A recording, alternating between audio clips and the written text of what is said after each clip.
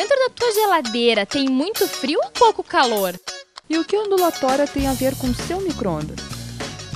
Tem ímãs no liquidificador.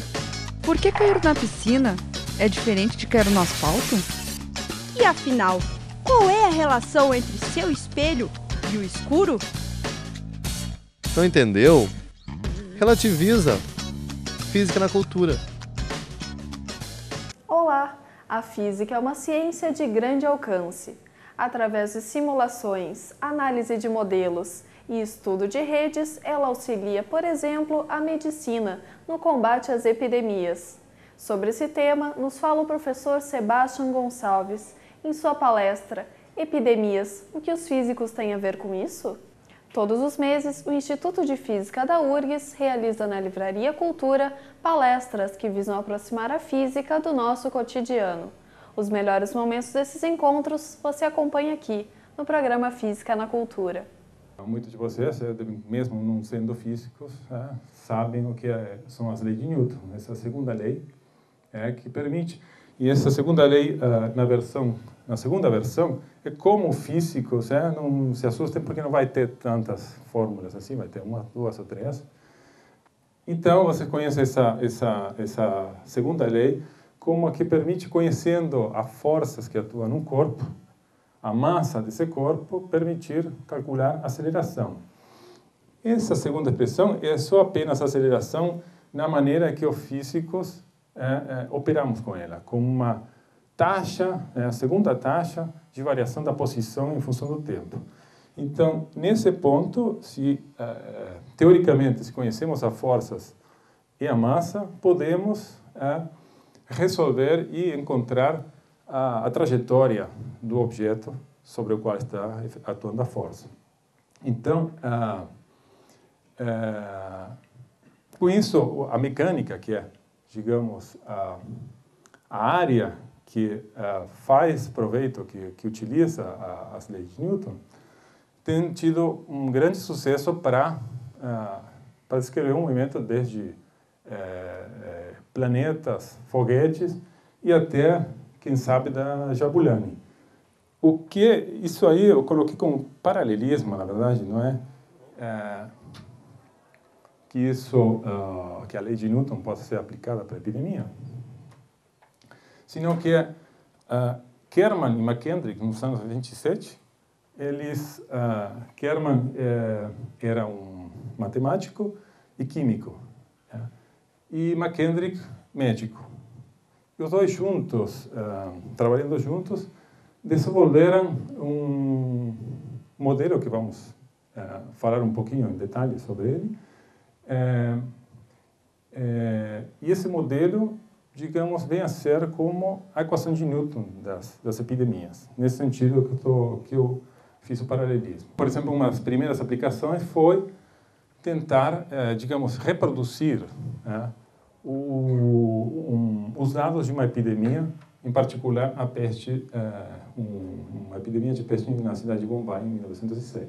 Então, vocês veem aqui o número de casos, e aqui o tempo, em semanas. 5 semanas, 10 semanas, em 15 semanas tem um pico. Vocês veem que, na verdade, os dados reais não estão exatamente na forma da curva.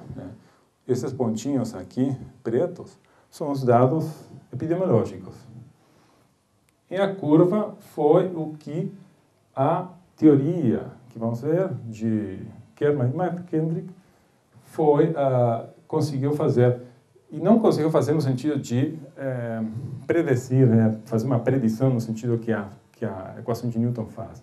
Ela deu a forma da curva, e essa forma de curva foi ajustada posteriormente. Então, não é que em 1927 nós tínhamos capacidade, nem hoje ainda, de fazer uma predição de uma epidemia.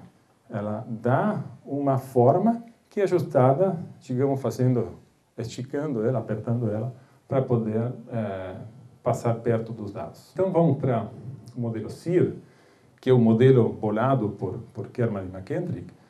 É chamado SIR porque ele parte de dividir a população em 3 estados: suscetível, infectado e removido. Então, uma espécie de modelo de brinquedo em que todos nós somos inicialmente suscetíveis, né? Aí alguém fica infectado e eventualmente então pode infectar. Esse número aqui representa beta, né? Que o físico gostava de utilizar letras gregas para as coisas e não meu filho pergunta, por que não coloca um número? Não, isso representa vários números que podem ter diferentes valores.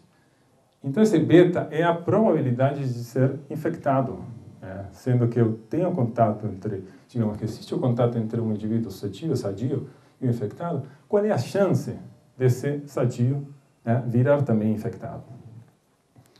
E esse outro segundo tempo aqui representa, número grego, letra tau, representa o tempo que a pessoa fica nesse estado de infectado. Ou seja, vamos falar, por exemplo, gripe.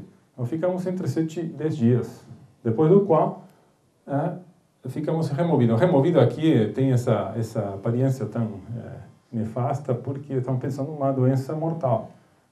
Mas não necessariamente. Pode ser removido, pode ser simplesmente que ele é imune, ou seja, que se livrou da doença e por um tempo fica imune àquela doença. Então você pode pensar que isso são as regras do jogo, no jogo da epidemia. E vamos fazer um joguinho, então, que é uma simulação, como é que isso evoluiria. Então, aí nós temos um conjunto de N indivíduos, todos no estado sadio, azul.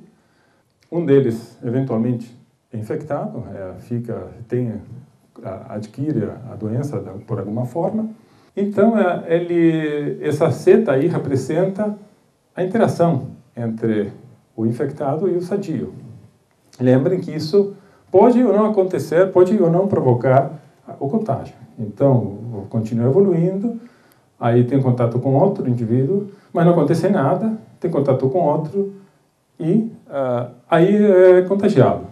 Isso está representando que não é certo que no contato entre um indivíduo infectado e um indivíduo sadio vai acontecer o contágio.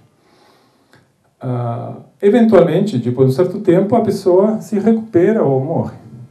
Mas ainda ficou um infectado que continua tendo contatos com os outros e pode, eventualmente, contagiar. Agora temos 2, simultaneamente, que estão podendo contactar. Aí o segundo passou o tempo dele, se livrou da doença ou morreu. Aqui, eventualmente, esse está tentando contagiar alguém que já está removido, que está imune. Então, aí não vai acontecer nada. Bom, isso continua evoluindo, até que, eventualmente, não tem mais infectado e passou a doença, passou a epidemia e nós contabilizamos o número de infectados em função do tempo, que é aquela curva, por exemplo, que mostrei 2 transparências atrás.